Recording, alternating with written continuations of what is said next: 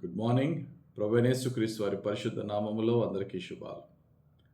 ఈరోజు మన అనుదిన ఆత్మీయ ఆహారంగా దేవుడు మనకిచ్చిన కుటుంబ బాధ్యతలో పిల్లల విషయంలో తల్లిదండ్రులు ఏ విధమైన బాధ్యత కలిగి ఉండాలి, పిల్లలను దేవునికి ప్రీతికరంగా పెంచుటలో తల్లిదండ్రులు ఉపయోగించవలసిన పద్ధతి ఏంటి అనే విషయాన్ని బైబిల్లో అనేక చోట్ల అనేక మార్లు పరిశుద్ధాత్ముడు బోధిస్తూనే ఉన్నారు. మరి ముఖ్యంగా సామెతల గ్రంథంలో పిల్లల్ని పెంచే విధానం గురించి చాలా బాగా వివరిస్తూ మహాజ్ఞాని సొలొమోను చెప్తూ సామెతల గ్రంథం 29వ అధ్యాయం 15వ వచనంలో బెత్తమును గద్దింపును జ్ఞానము కలుగజేయును, అదుపు లేని బాలుడు తన తల్లికి అవమానము తెచ్చును. అదుపు లేని బాలుడు తన తల్లికి అవమానము తెచ్చును. ఎందుకట ఆ బాలుడు అదుపు లేని వాడుగా అవుతాడంటే, బెత్తము వాడవలసిన టైంలో బెత్తము, గద్దింపు వాడవలసిన టైంలో గద్దింపు వానికి ఉపయోగించకపోవడం వల్ల వాడు బుద్ధి లేనివాడుగాను జ్ఞానహీనుడిగాను మారి తల్లికి తండ్రికి అవమానము తెచ్చే పరిస్థితి ఏర్పడుతుంది. ఇక్కడ బెత్తము గద్దింపు స్టేజెస్ ఉన్నాయి. ఒక స్కూల్లో చదువుకుంటున్న వయసు వరకు బెత్తము, అక్కడి నుండి కొంచెం పెద్ద అయిన తర్వాత ఆ యొక్క బెత్తం పోయి గద్దింపు.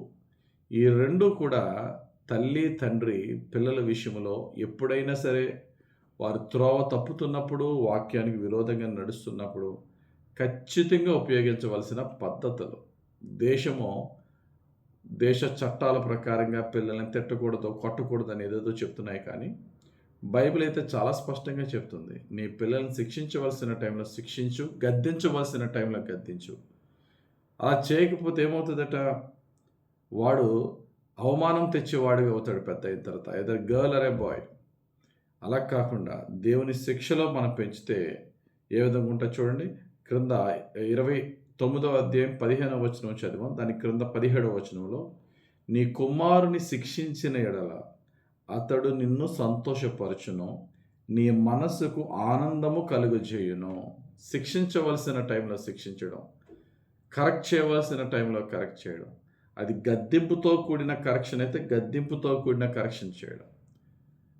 చిన్నప్పుడైతే శిక్షిస్తారు, పెద్ద అయిన తర్వాత గద్దించవలసిన బాధ్యత ఉంది తల్లికి తండ్రికి. ఎంతవరకు పెద్ద అయిన తర్వాత అంటే, బెస్ట్ ఎగ్జాంపుల్, రాజు అయిన లెముయేలుని తన తల్లి అతడు రాజు అయిపోయిన తర్వాత కూడా కరెక్ట్ చేస్తూ ఉంటుంది.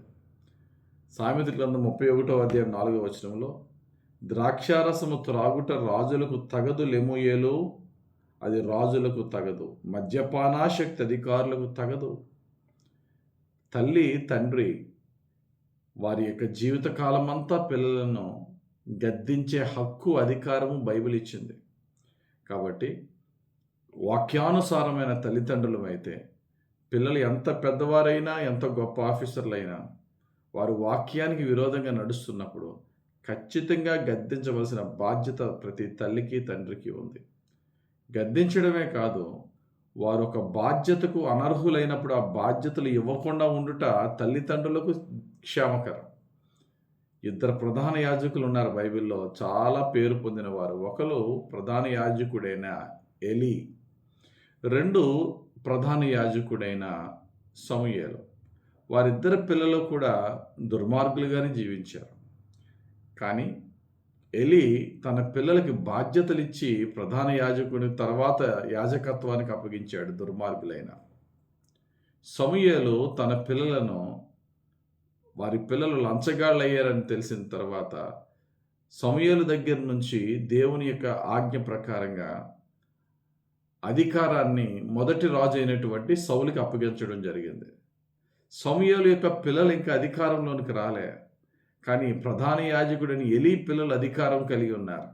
గమనించండి, సమూయేలు పిల్లలు అధికారం పొందకపోవడం వల్ల, వారు దుర్మార్గులైన వారికి తన తండ్రికి అధికారం ఇవ్వకపోవడం వల్ల సమూయేలు శపింపబడలేదు.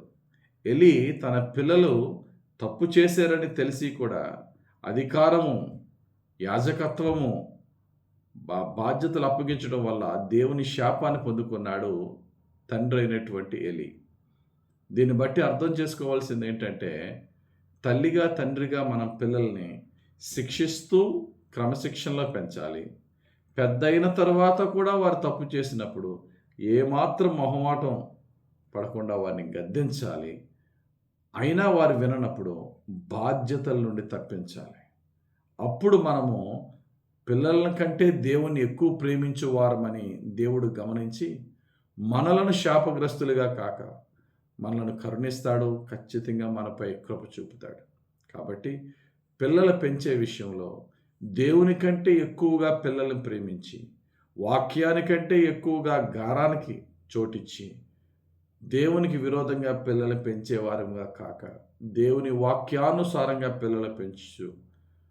అలాగే పిల్లలు కూడా వాక్యానుసారమైన పిల్లలుగా తల్లిదండ్రులు సన్మానిస్తూ జీవిస్తే కుటుంబం అంతా దీవింపబడుతుంది.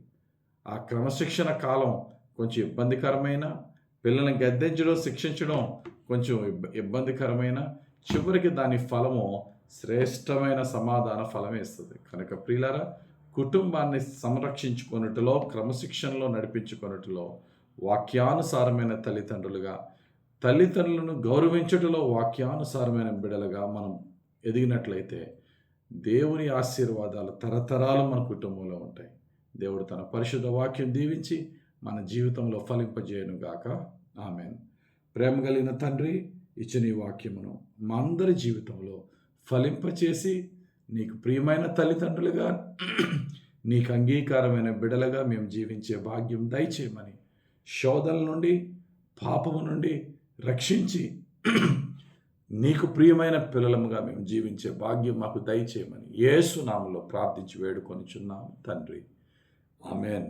తండ్రి యొక్కయు, కుమారుని యొక్కయు, పరిశుద్ధాత్మ దేవుని సన్నిధి, సమాధానము, నడిపింపు ఇప్పుడెల్లప్పుడు మనకు, మన పిల్లలకు, మన కుటుంబస్తులకు తోడుండి దీవించును గాక. ఆమేన్. God bless you. Have a very blessed day.